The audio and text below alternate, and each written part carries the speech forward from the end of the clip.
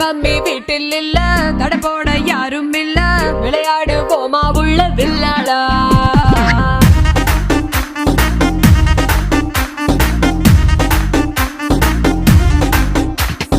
மைதானம் தேவையில்லை,